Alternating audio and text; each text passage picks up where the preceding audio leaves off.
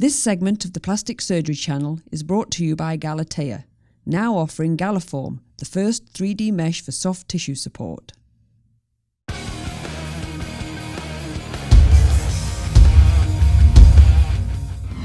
Welcome to No Spin Live, everybody's favorite show, where you get the real story on hot topics in plastic surgery from the world's leading plastic surgeons. We got Jason Posner from Boca Raton, Florida, Craig Covell from Toledo, Ohio, and Tracy Pfeiffer from the Big Apple, New York City.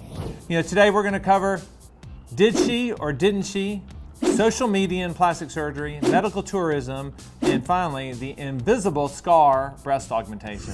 So let's get right into it. First story is an exclusive story that just came out. Apparently a lot of plastic surgeons are weighing into whether or not Natalie Morales has had plastic surgery. Jason Posner? Is this a slow news day? I mean, I'd rather talk about Tiger Woods getting his, arrest. I mean, who cares? Who's Natalie Morales? Who cares whether she had Botox or fillers or not? I don't really care. You know what? I looked at her pictures. Maybe she did, maybe she didn't. She looks good. That's up to her, not me, and I don't give a shit. Craig, what do you think? Well, I also had to figure out who she was. And then when I looked at her, I thought she was 30, and apparently she's 44. So she may be a little Botox, and again, must be a low news day.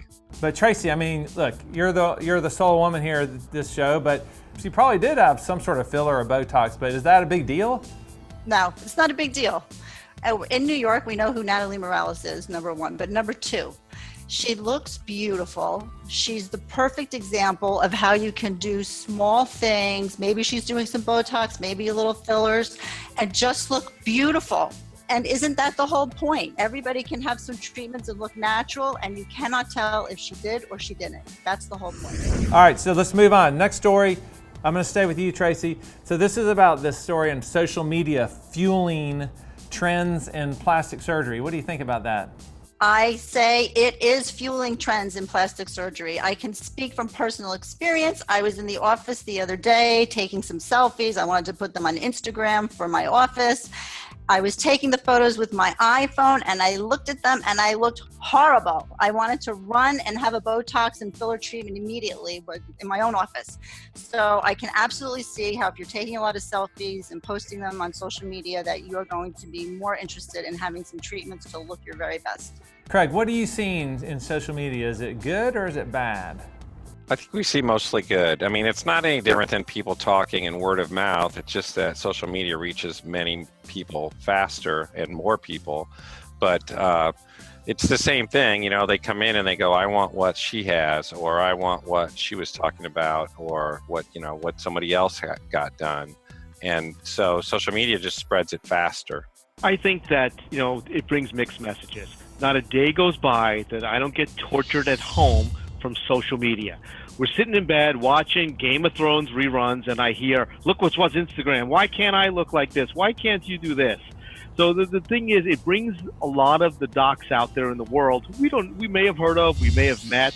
There's certainly no experts in their fields with anything. They don't write papers, they don't develop anything, they don't do research, but they're Instagram gods because they get their stuff out on the internet and suddenly they're the experts. Well, we know they're not.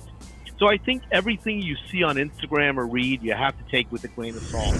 All right, that's a good ending for that topic. All right, let's move forward. And we're going to stick with Jason because Jason, you are from Florida, and this story is out of Tampa, where there's a patient, female, who is warning people about this concept of medical tourism. So going away somewhere to get, internationally to get plastic surgery. What do you think? Another slow news day. This lady was living in Germany and had surgery in Germany. That's not medical tourism. That was having surgery where you live. Now she lives here. Something got screwed up. She needed to get it fixed. 70% of my work that I do in my practice is secondary. Do I see screwed up stuff from out of the country? Yep. Do I see screwed up stuff from in the country? Yep. Do your homework. For surgery, go to board-certified plastic surgeons, go to a few consults, and take it from there. Craig, the typical thing is a patient wants to have a procedure, they see they can get it somewhere else outside the country for a lot lower price. That potentially can cause some issues. You want to speak to some of those? Well, sure. And that true medical tourism type surgery is not a good idea. It has a lot of risks that people don't calculate into the overall possible expense. Yes, the initial price could be less, but then you're traveling and then there's complications potentially. I don't really think in some of these situations that the whole setup is as certified as it would be in the United States. The licensure and all the boards and all the different societies that overlook operating rooms and stuff in the United States is pretty strict. I'm not saying it's not in other countries, but you just get into a lot of other issues. And then if you can't get your follow-up, that's just not smart. If it sounds too good to be true, it probably is. Well, Bill, I do think it's true that to some extent you get what you pay for. And if money is motivating you to go someplace for a lower cost, you may be in for a surprise. We've seen a lot of complications in New York City emergency rooms where patients have had surgery out of the country and then they present with oftentimes infection, but sometimes some very serious things that can lead to contour problems that are difficult to correct and treat. And we've seen several patients actually have to go out on disability for several months at a time. And if you don't have any insurance, these hospital visits are extremely expensive. So I would caution people before they go out of the country. But as Dr. Posner said, you really have to check your doctor no matter where you're having surgery, within the US or outside the US. It's always better to be close to your doctor, and it's easier for the doctor and surgeon that treated you to treat a complication. It's just as a better continuity of care. But so once you break that regular process, it really can be tough. Let's go to our last topic. So this one's interesting. There's a new boob job that promises no scars. It's called the invisible boob job. Love that term, boob job. It's very scientific. So we're gonna go back to Jason. Jason, what do you think? Man, I think this is a really slow news day. So, they're talking about the Keller funnel. It's a great product. It allows you to make the incision probably a little bit smaller. We showed that there's a little less contamination. You may decrease your capsule rate using this.